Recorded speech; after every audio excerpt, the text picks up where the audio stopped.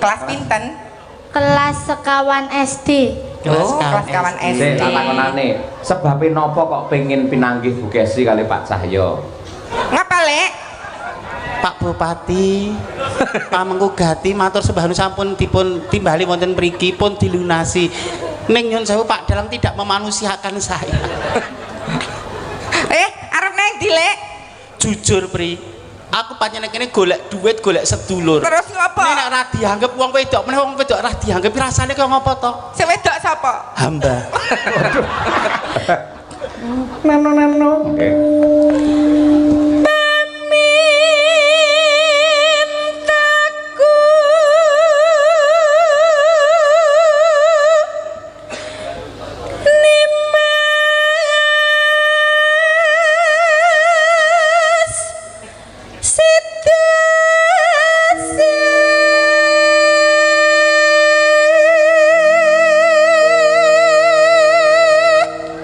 Nyindian sing sregep senadyan tong wong ketemu Bu Kesi mung ning live streaming utawa mirengke radio, mirengke YouTube sampean iso sinau. Dadi tanpa guru ketemu muka ngene iki ternyata belajar itu dimanapun bisa.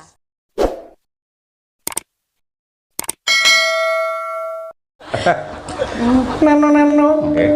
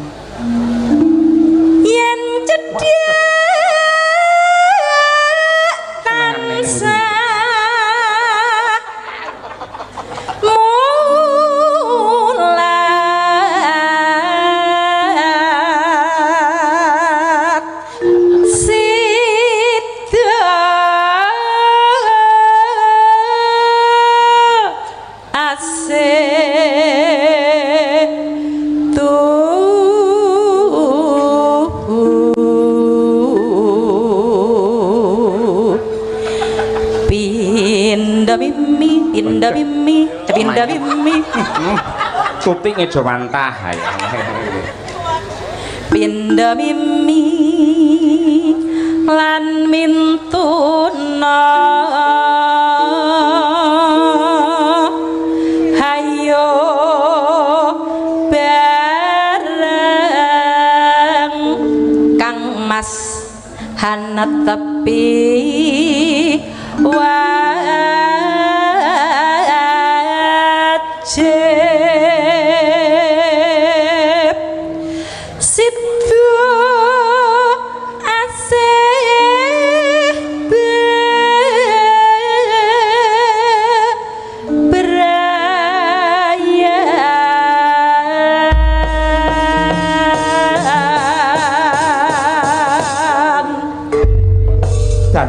kula Sidoasih wis diaturake kari langgame. Iya. Aku kang setya santuku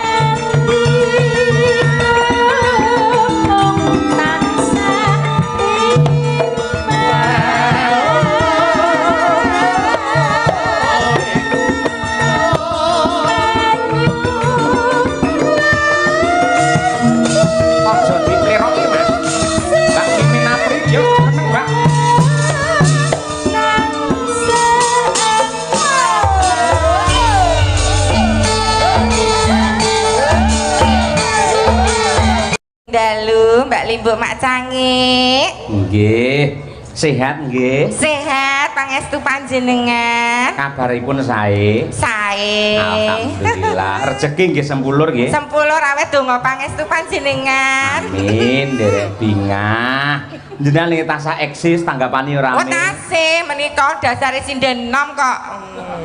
Sik kok ngomongne enom.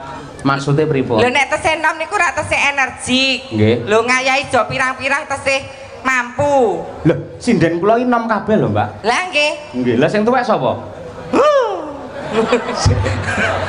Niku partner jenengan wiwit saka berjuang nganti iso dadi viral ngeten iki pasangane ya karo Mbak Mimin aja ngono ah. Lah nyatane nggih pun suwek iki, atuwek iki. Ya nadyan tuwek ning nadyan kaya ngopolan kepiye niku lak rencang jenengan niku kakak jenengan. Piye carane kudu entuk pakurmatan. Lajeng kedahipun kula pripun? Dipun hormati, dipun ajeni. Dipun hormati, nggih. Malah padake gendera ora. Lah dihormati. Aku ora dibagekke kok, Jos. Lah piye? Bintang tamu rak mung kowe tok. Aku ora dibagekke. Oh, senajan Mary. to sing ditelepon Pamku gat Pak Soehari ya aku ning yo nyatane anu ora dibagekke ora apa-apa aku rezeki 1000 dalan apa tak balik kae bayarane pri nek kira-kira ora Oh dibagekke. mutung jenengan iku kedahipun rak disaruk ngoten, bageke Mbak Apri Mimin ngoten. Mosok digaruk aja to digaruk piye to? Saruk. Oh sarung nggih. Dados kudu dua-duanya dibagekke. Nggih. Nggih, sugeng rawuh. Assalamualaikum Mbak Apri. Waalaikumsalam Mbak Limbu Mak Cangi. Sehat nggih? Sehat. Mbak Mimin, Mbak Apri lagi sami sehat Oh sehat, oh badan kula nggih. sehat, sami Nggih, syukur. sehat. Niki bidal jam pinten king Klaten? Oh kula wae bidal saking Klaten jam 6. Sampun panggih Pak Sahuri. Oh sampun. Oh nggih. Mbak Mimin, lah Pak Sahuri wae lenggah teng pundi Mbak Oh Apri? nika wonten kalih Bapak Bupati. Ngapa Lek? Pak Bupati pamengku gati matur sembah sampun dipun timbali wonten mriki pun dilunasi. Ning nyun sewu Pak Dalang tidak memanusiakan saya. Terus ngapa kok nggawa dingklek iki? Arep nang ndi Lek? Jujur Pri, aku panjenengan kene golek duit, golek sedulur. Terus ngapa? Nek ora dianggep wong wedok, meneh wong wedok ora dianggep rasane kaya ngopo to? Sing wedok sapa? Hamba. Wong wedok jadi-jadian nek hamba. Lah kowe arep nang ndi? Mulih Lah nek sampun Pak, kula pun ngugemi saged sowan mriki ning nyatane kula mboten dianggep. Monggo panjenengan ngedyoki Mbak Mimin. Sing penting sinaosa sidhane Pak Cahyo menika sampun kathah hebat sedaya. Ning jenengan nggih Sri Panggung nggo ayu-ayu ngendikanipun panjenengan ngaten to. Nek kowe nek arep mulih ki rak ya melek. Ngapa? Sing mbok gawa ki tasku. Kalau- Iki kok Lek.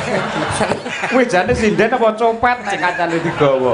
Mbak Mimin, ampun mutung ngoten niku. Ora Ketoke apik. kula kalian jenengan mboten gatek. Dibageke sing apik to penyon menika kaya piyai kakung sing larang ngono wong wedok ki menika 80% nganggo perasaan, 20% nganggo logika.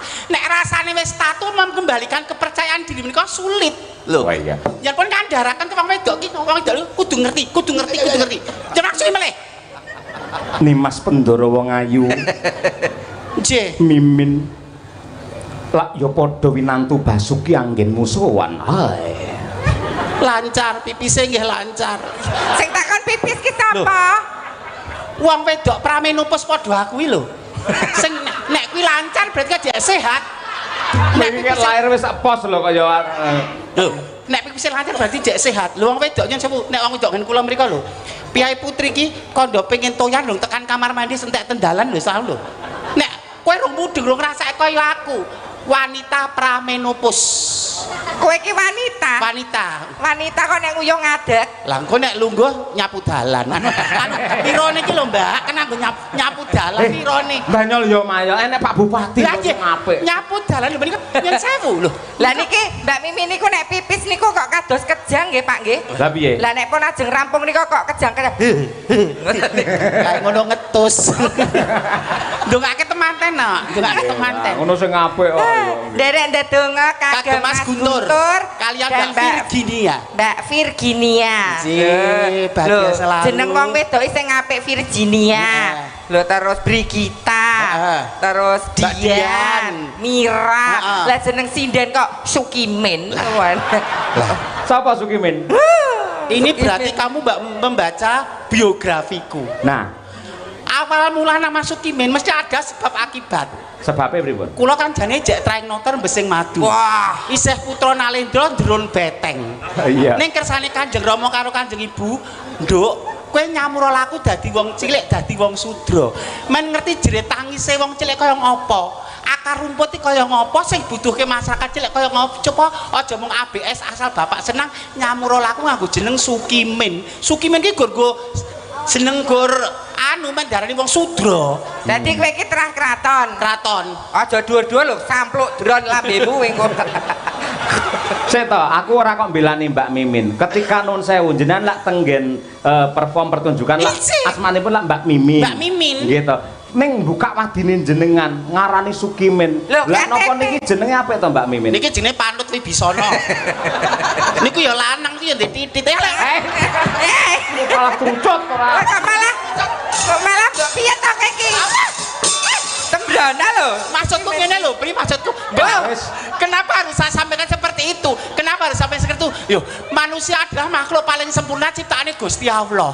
Kowe rasa ngrubah rasa suntik silikon, rasa suntik ini, rasa suntik bokong, rasa sing kene kok Bapak menika nyatane gur nganggo gombal ya menghasilkan uang. Nek kowe iki ya aja pokoknya nganggo sepet ya menghasilkan uang lho. aja mbok sebut kuwine. Engko kahananku karo Mas Imam piye? Oh. Lah nek jenenge kowe apa nyebut pleci? Lah jenenge. Loh, berarti kan kowe tidak merubah kodratnya. Lho, nggih to menika. Di garis bawahi kamu tidak merubah kodratnya. Delalah lemu nyambut gawe ngampil lagemane Piai Putri. Harus kamu gawe. Kamu dalam pekerjaan meminjam pakaian Piai Putri. Oh ngono. Dan ini contoh, oh Mbak Apri ki lanang kok ayune kaya ngono ya kuwi lanang. Berarti kowe no apa? Sing ngene sama tuaku. Berarti bojoku kae nang ngompah kabeh nek tak ragati, tak openi, tak sayangi ya iso ayu. Lho. Anu ilmu sing sida petik kuwi lho. Wis arep blegedu sama lagi ndak bojone tidak disayang, tidak dicintai, ditanding-tandingke wong wedok lara ati awake rusak. Lho kaya kula ki rak rayu to ning tak menarik lho. Lho. Seks appeal-nya wonten. Oh, wong wedok gembetat ya iki lho. Apri kae ayu ning mboseni. Nek sampean ngeten, sampean kudu berbangga. Njelenipun. Niki kula dipun dawuhi oleh Pak Bupati. Nggih, dos putih di kontes putih. Pak Dalang nuwun sewu mbijing Mbak Mimin menawi pareng badhe kula jak wangsul teng griya. Matur sembah nuwun Bapak, ya ampun ya Allah. Ajeng ditanggap. Mboten. Lajeng Nggih seret-seretan putrane. Semua itu mempunyai hak yang sama di mata hukum dan pemerintahan. Beliau merangkul minoritas. Iki carane nek kabeh ngemohi pemerintah ngemohi, pemuka agama ngemohi terus piye? Malah ada timbul masalah lebih kompleks lagi. Dirangkul, dikukup Mbak Min menjadi idola. Loh, jadi star. lah kayak koyo Star. mbok primae kok setar. Bapak ngersakaken lelagon menapa? Pak Sahuri ngersakaken lelagon menapa? Ingkang ragian tataripun inggil ampun sing biasa-biasa mungkin ndak Wow, sinden merabot. Ampun lah kletinge Bu Kesi lho, Bri. Waduh. Rating. Ngersakaken lagu menapa Pak Sahuri? Nyidam Sari. Nyidam Nyidam Sari. Sari. Tuah deg-degan tak kira nyidam pentol. Nyidam Sari. Nyidam Sari onje. Nggih, mangke dipun aturaken. Matur sembah nuwun nggih. Nggih. Sing kersake wau napa? Nyidam Sari. Nyidam Sari. Cobi bawanipun jenengan berdua Anjing. Mendiayi balik panjang pirsa. Amba asline niku priya Rainaga anu Ampun, kok Rainaga. priya ning swantene sae ngoten lho. Rada rene lek kok ndak kaling-kalingan cagak. Nah. Nggih. Ayuku men ketok maksimal tekan Buriana. Ayu apa kowe ning padangan jenggotmu. Mbok dikerok. Jane mahrib ya tak cukur kok ting seri. Jenenge wong wedok fertil ya subur ngene iki pancen. Rezekine lho paribasan sore kelong esuk wis entuk banyu Aku ini ngene. soalnya nek iruh wong rada brewok iki iso piye ngono lho. Alah, Ambene. gak aku beri nek kowe seneng karo aku ra sudi ya. Piye? Bluluk disawatke. Terus? Ketoke ndungkluk ngematke. Biasa mungkin. Salah sing ora-ora. Apa bapakne, Mbak? Nyanyi Damsari to nggih. Bandang kula nggih. Nggih. Nggih, siap. Wiwit saking Mbak Apri menawi Mbak Apri ini muridé Mbak Mimin. Kersanipun ajar kendel nggih. Nah, nggih, no, diberi kesempatan yang Benjang mudah. nek kula wis paribasan wis vakum, kadang vakum tak ulang-ulangi jadwal, kowe tak culke ngono ki paribasan. Vakum ki nyedot apa lek? Mas tes vakum ki aku wis ora produktif nang panggung. Mungkin milih di balik layar dan sebagainya. Apa mau kowe tak culke kowe wis mampu. Gage pamerno suaramu sik, Nok. Kowe sing ra mampu pasrah aku, engko aku ra mampu tak pasrah Bu Kesi. Jadi Bu Kesi ra mampu pasrahke Pak Sahuri wis ayo nggih. ya nak.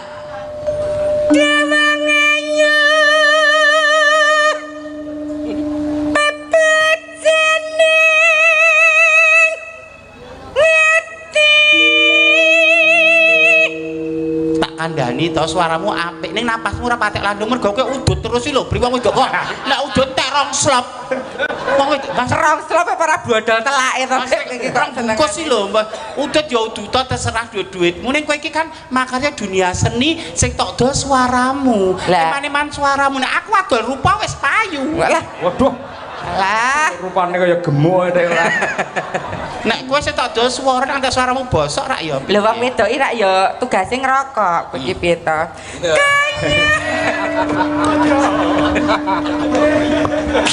Apri koclok ayo. tatone anu kijing Apa, Mbak? tatone gambar apa kijing to iki Lah kok ngiseni ye kok sampeyan kok kijing iki lho. Kaya ngene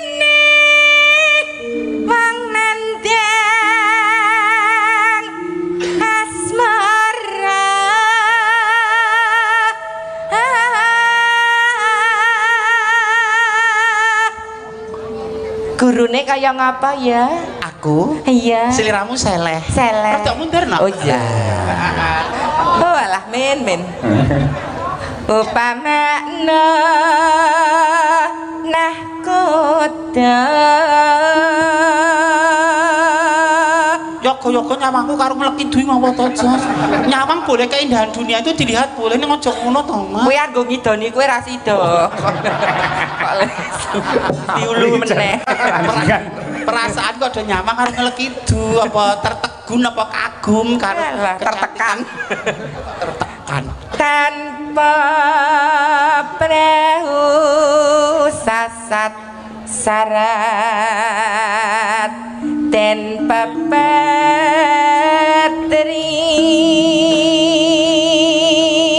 Suara lanang rasa sok cantik.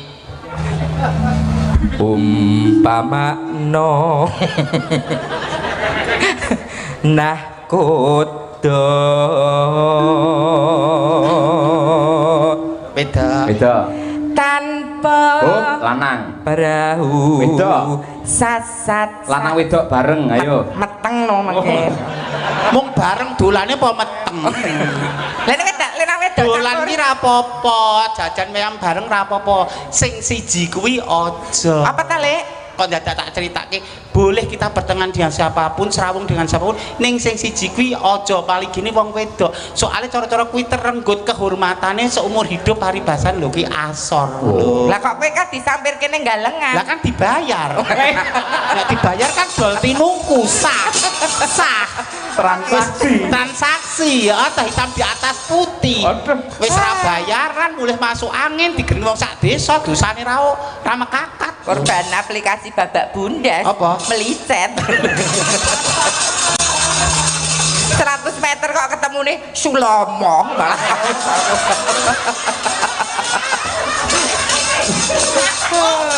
Loh, kita menggunakan aplikasi apa aja itu boleh. Ning digunakan semestinya sewajarnya. Hanya ngene to sudah. Ngono ki aja terus ditindaklanjuti, hanya sekedar mengetahui saja. Iya. Tanpa perahu sasat sarat ing papatri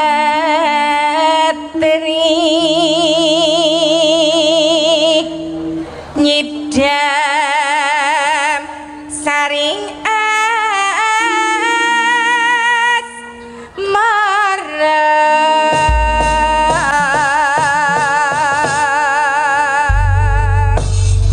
yen langgame tak golekne kanca Mbak Apri. Kudu sing cantike kados kula levelipun.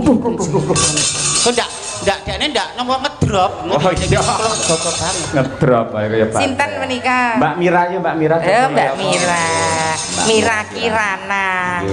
Ayo Dek Mira. Mira.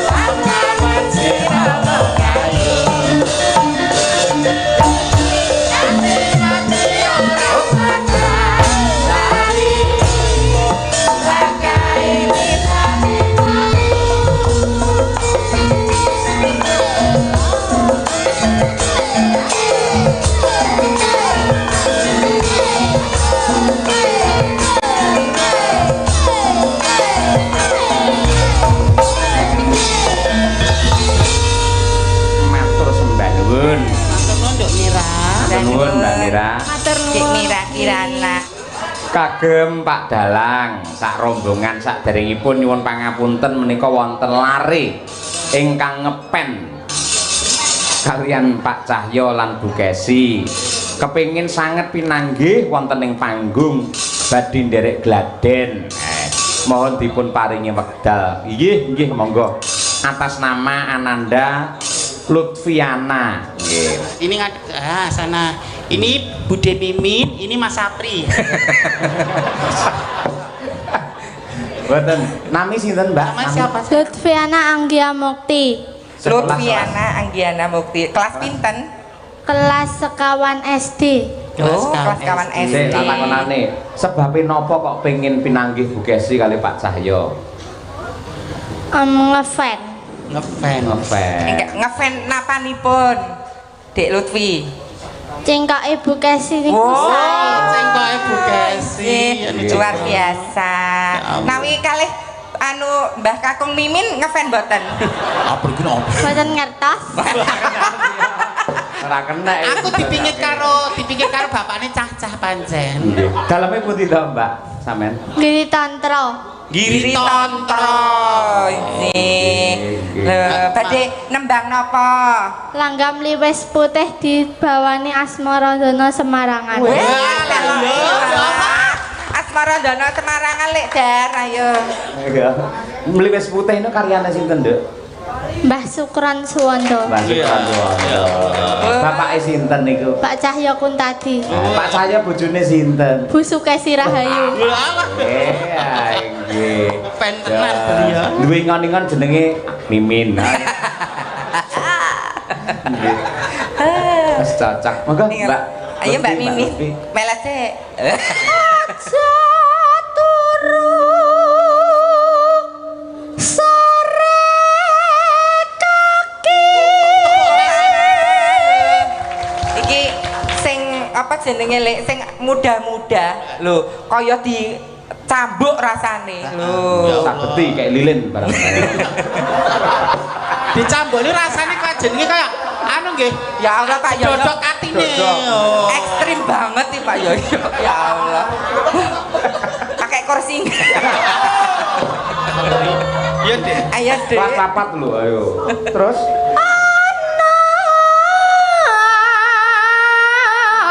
Dewa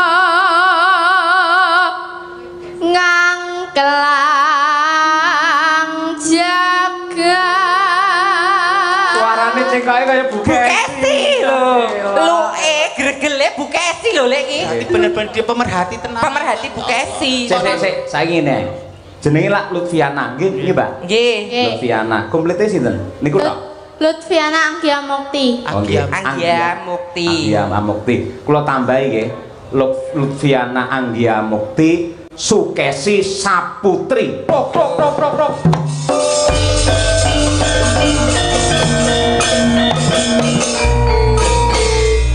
Dipun emot-emot nggih Bu, namine sapa mau Lutfiana Anggia Mukti Sukesi Saputri. Ampun kleru Mimin Saputri, mengke kok ndak Mas dadi memolong malah. Apri tak gorgol kene ora ae. Pun pikantuk napa tetenger enggah saking Pak Yoyo mugi berkahi. Amin. Mugi ndayani gesangipun Dik Lutfiana sekeluarga. Dipun lajengaken Cahayu. Nyangking bokor kencanane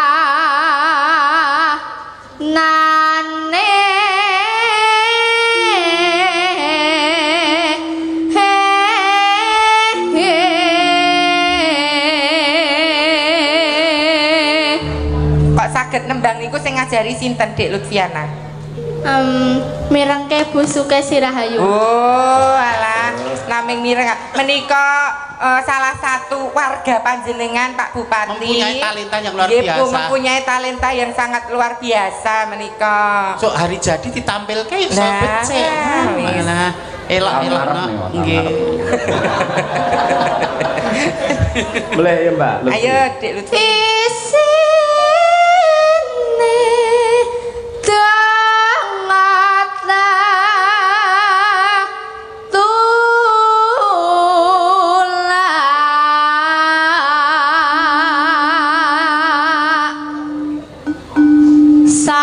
sandang kelawan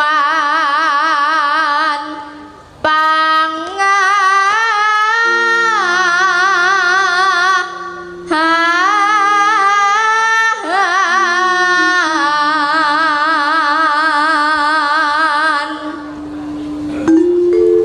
yaiku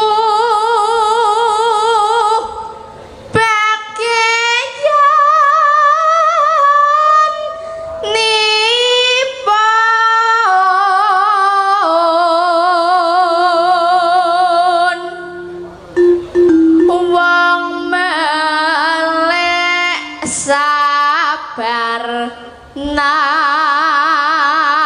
narima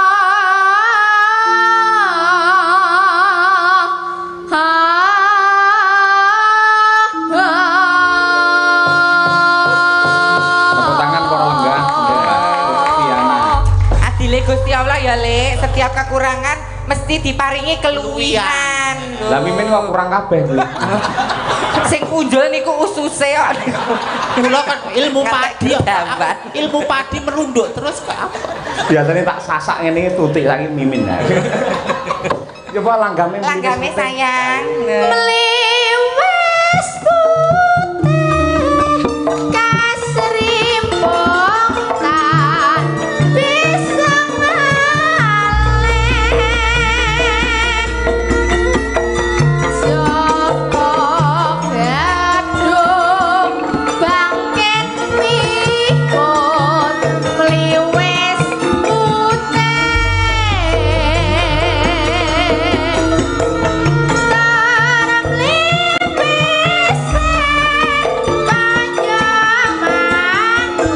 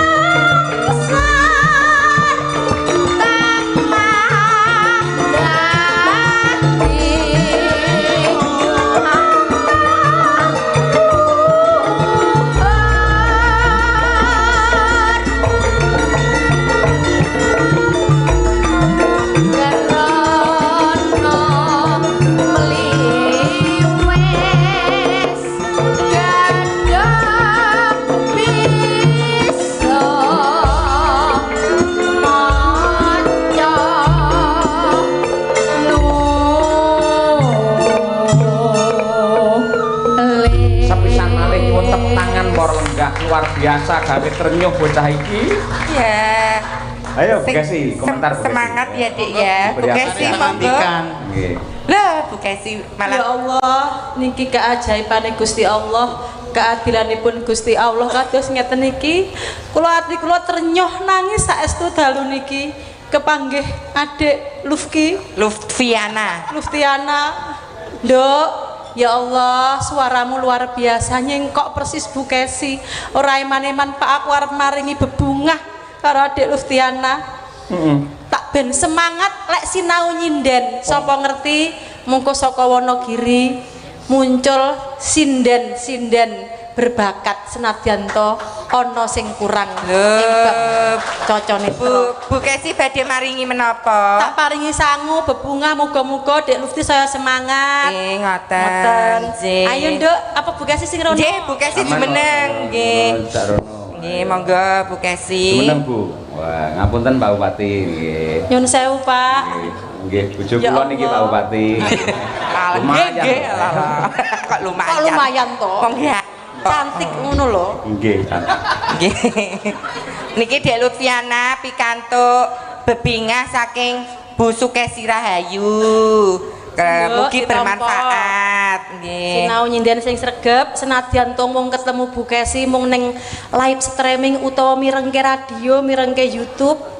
Sampeyan iso sinau. Dadi tanpa guru ketemu muka ngene iki ternyata belajar itu dimanapun bisa. Lho. Yen pengen dadi sinden kondang ternyata ora kudu ketemu guru sing langsung ketemu ning lewat suwantening Pak Sahuri. mirengaken. Mereka saking Pak Sahuri. Wah, Masya Allah, Nduk, kita paringi Pak Sahuri. Pak Sahuri. Nah, niki Bu Kesi sampun maringi Pak Sahuri Matur suwun sampun. Bu Kesi. Nggih, Mbak Mimin kok derek. Oh, lah iya. Nggih. Lah iya, lah iya. Oh lah iya.